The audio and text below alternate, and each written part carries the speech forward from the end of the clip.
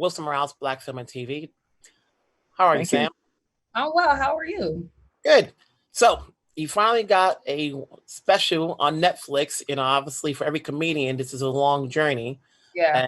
And from deciding to quit your day job to becoming a writer to being having a special, can you talk about this journey and then deciding, how challenging was it to know what material you're going to use?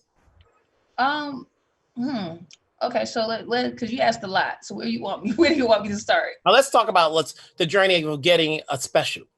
Okay.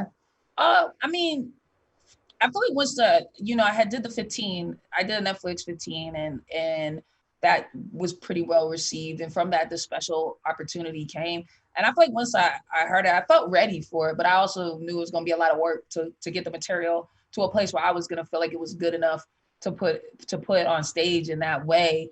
So I kind of just went right to work. I just started hitting the clubs up and, working on the things that were tough first, the material that was a little risky and dangerous. And I knew people weren't going to just take to it right away, just really pounding that stuff out and trying to get it to a place where I felt good about what it was and then organizing the whole thing and taking it on the road was really essential, especially taking it to Europe and just getting a different feel and a global reaction to it, and not just a one perspective, I think also was a big part of building that.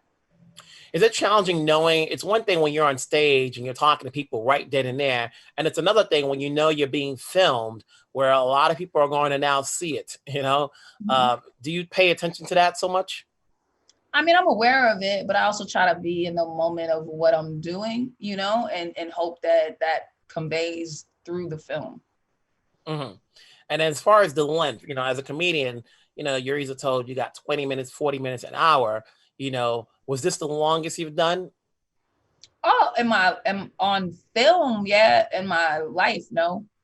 you know I Yeah. guess not. I guess when you're talking about film and you're on stage and knowing you're going to have to hit these marks hopefully so that we the audience can get and laugh. Mhm. What was your biggest takeaway once you finished completing it and knowing and you saw the final product? I was just proud.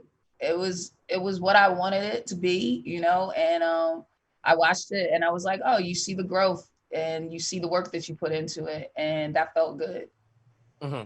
As I watched the credits, I saw some of the cast members from SNL backstage, giving you congrats. How exciting was it that they came down to support you? I mean, it was awesome. Chris Red really had no choice but to be there. He's been my best friend for before the show, so he was gonna be there no matter what, SNL or not. But it was really dope to get Che out because he doesn't like to go out the house. So that was nice, and it felt really good to just have that level of support. When you do this and you have your day job, do you go back with a newfound feeling having done this already? I don't know yet till it's done, really, right? It's gotta get out in the world, and I gotta see how I feel. But I'm sure I'll have a little pep in my step. you know, and with the material you use, obviously, you are a black lesbian, and they want to make more a highlight of that you're on the show and you're doing this. With the material you're using, a lot of it's through experience, and how much of it is fiction. None of it, Mhm. all stuff I experienced for You sure. know, and just when did you know you had funny bones? I think when I was little, I knew I was funny. Like I would make kids laugh, and I had a big family. My grandmother has 11 kids. I have a big family, excuse me. My grandmother has 11 kids, and they all have like three kids each. So I have tons of cousins, and we were always kind of in competition of who could make each other chuckle or laugh at the dinner table and like spit out their juice or something like that. So I always kind of knew I had the ability to be funny, like and make people laugh. Hmm. Throughout the years, as I watch these comedians, come up, for you, when was that experience when you knew you could make it? I'm sure you've had some ups and downs, but then you finally got something right. How long did it take? I think I knew when I maybe got into like my first like major competition situation, like uh probably when I got like Bridgetown Comedy Festival. It's like, it's a comedy festival that used to be in Portland that was very great for comedians, but it was like one of those like competition level festivals where like everyone was trying to get in and they only picked a certain amount of people. and I knew it was like an industry heavy event. And when I got to Bridgetown and I did well, and like the stuff that I was just doing in my little hometown of Boston was translating to industry, I was like, okay, you got it. Well, you've made it. I think the show is really funny. I'm sure everybody else will when it comes out next week.